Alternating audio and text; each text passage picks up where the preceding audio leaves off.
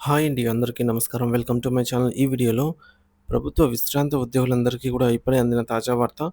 పూర్తి వివరాలైతే వీడియోలో తెలుసుకుందాం. వీడియోని ఎక్కడే గాని స్కిప్ చేయకుండా ఎండ్ వరకు చూసేయండి. అప్పుడే ఇన్ఫర్మేషన్ పూర్తిగా అర్థమవుతుంది.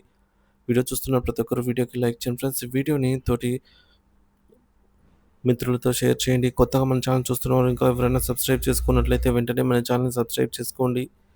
దీని ద్వారా నేను చేసే ప్రతి ఒక్క వీడియో మీ వరకు రీచ్ అవుతుంది. ఇక ఆలస్యం చేయకుండా వివరాల్లోకైతే వెళ్ళిపోదాము. ఫ్రెండ్స్ ఇక విషయానికొచ్చినట్లయితే కేంద్ర ప్రభుత్వ ఉద్యోగ మరియు పెన్షనర్ల గుండెల్లో గుబులు రేపినటువంటి పెన్షన్ నిబంధనల మార్పు అంశంపై కేంద్ర ప్రభుత్వం స్పష్టతనిచ్చింది. ఇటీవల పార్లమెంట్ ఆమోదించిన ఫైనాన్స్ బిల్ 2025లోని నిబంధనలు ప్రస్తుతం ఉన్న పెన్షన్ విధానంపై ఎటువంటి ప్రతికూల ప్రభావం చూపవని కేంద్ర ఆర్థిక మంత్రి నిర్మలా సీతారామన్ లోక్సభ వేదికగా హామీ ఇచ్చారు. దీంతో ప్రస్తుతానికి పెన్షనర్లకు పెద్ద గండం తప్పినట్లయింది. ఆర్థిక మంత్రి హామీ రక్షణ సిబ్బందికి కూడా వర్తింపు. ఫైనాన్స్ బిల్లు 2025లో పెన్షనర్లకు సంబంధించిన కొన్ని క్లాజులు చేర్చడంతో దేశవ్యాప్తంగా ఉన్న లక్షలాది మంది పెన్షనర్లు తమ ప్రయోజనాలకు ఎక్కడ కోత పడుతుందోనని తీవ్ర ఆందోళనకు గురయ్యారు.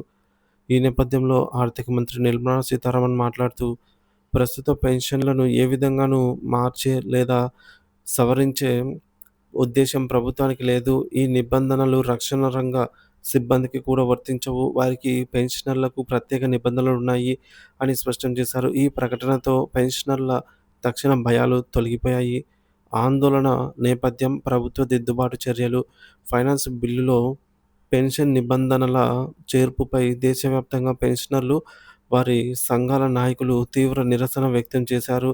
ఈ నిరసనల సెగ కేంద్ర ప్రభుత్వానికి తాకడంతో ప్రభుత్వం దిద్దుబాటు చర్యలకు ఉపక్రమించింది.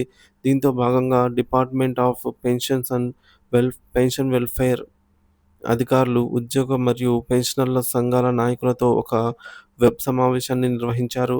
ఈ సమావేశంలో చర్చ, ప్రభుత్వ వివరణ.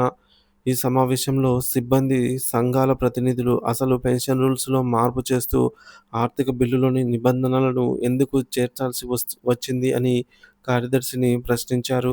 దానికి కార్యదర్శి సమాధానమిస్తూ 6న కేంద్ర వేతన సంఘం సిఫార్సుల అమలు సమయంలో సిఫార్సుల అమలు తేదీకి ముందు రిటైర్ అయిన వారికి, ఆ తర్వాత రిటైర్ అయిన వారికి మధ్య పెన్షన్ లబ్ధితో కొన్ని వ్యత్యాసాలు తలెత్తాయి. దీనివల్ల అనేక ఇబ్బందులు, కోర్టు కేసులు దాఖలయ్యాయి.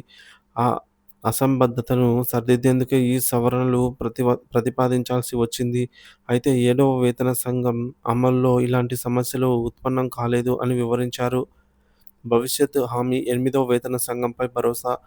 ప్రభుత్వం తరపున అధికారులు మరింత స్పష్టతనిస్తూ, ఈ సవరణల వల్ల ముందు పదవీ విరమణ చేసిన వారికి, తర్వాత పదవీ విరమణ చేసిన వారికి అదే ఆర్థిక లబ్ధిలో ఎలాంటి తేడా ఉండదు. ప్రస్తుతం 7వ పీఆర్సీ సిఫార్సులు అమలు చేస్తున్నామో, భవిష్యత్తులో రాబోయే 8వ పీఆర్సీ సిఫార్సులను కూడా పాత, కొత్త పెన్షనర్లు అనే భేదం లేకుండా అందరికీ సమానంగా అమలు చేస్తాం. దీనిపై ఎలాంటి అపోహలు పెట్టుకోవద్దు అని భరోసా ఇచ్చారు. ఈ హామీపై త్వరలోనే అధికారిక నోటిఫికేషన్ విడుదల చేస్తామని కూడా సంఘాల నాయకులు తెలిపారు. వీడని సందేహాలు, సంఘాల డిమాండ్. ప్రభుత్వ వివరణ. హామీలు ఉన్నప్పటికీ సంఘాల నాయకులు పూర్తి సంతృప్తి వ్యక్తం చేయలేదు. వారి ప్రధాన అభ్యంతరం ఏమిటంటే, కేవలం చిన్న చిన్న రూల్స్‌లో మార్పులు చేయడమే ఉద్దేశ్యమైతే ఏకంగా 1972 నాటి పెన్షన్ నిబంధనల చట్టాన్ని సవరించేలాగా బిల్లును ఎందుకు తీసుకురావాలి అని వారు ప్రశ్నిస్తూ ఉన్నారు. ప్రస్తుతం సమస్య లేదని చెప్తూ ఉన్న చట్టంలో మార్పులు చేయడం ద్వారా భవిష్యత్తులో వచ్చే ప్రభుత్వాలు, వేతన సంఘాలు, పెన్షనర్ల ప్రయోజనాలకు విఘాతం కలిగించే అవకాశం ఉంది. చట్టం రూపంలో ఉన్నంత కాలం ఈ ప్రమాదం పొంచి ఉంటుంది అని వారు వాదిస్తున్నారు. అందువల్ల ఈ బిల్లులోని పెన్షన్ సవరణలను పూర్తిగా ఉపసంహరించుకోవాలని వారు గట్టిగా డిమాండ్ చేస్తూ ఉన్నారు. 1972 చట్ట సవరణల ఆవశ్యకత. అధికారులు సరైన సమాధానం ఇవ్వలేదని సమావేశాన్ని ముగించారని కూడా సమాచారము. సో, ప్రస్తుతానికి ఫైనాన్స్ బిల్లు 2025 వల్ల తమ పెన్షనర్లకు తక్షణ ముప్పు లేదని కేంద్రం స్పష్టం చేయడంతో పెన్షనర్లు ఊపిరి పీల్చుకుంటున్నారు. అయితే పెన్షన్ నిబంధనల చట్టంలో చేసిన మార్పులను పూర్తిగా రద్దు చేయాలని వారు డిమాండ్ ఇంకా నెరవేరలేదు. ఈ యొక్క ప్రభుత్వం ఇచ్చే నోటిఫికేషన్, భవిష్యత్తులో తీసుకునే చర్యలపైన పెన్షనర్ల సంపూర్ణ భరోసా ఆధారపడి ఉంటుంది.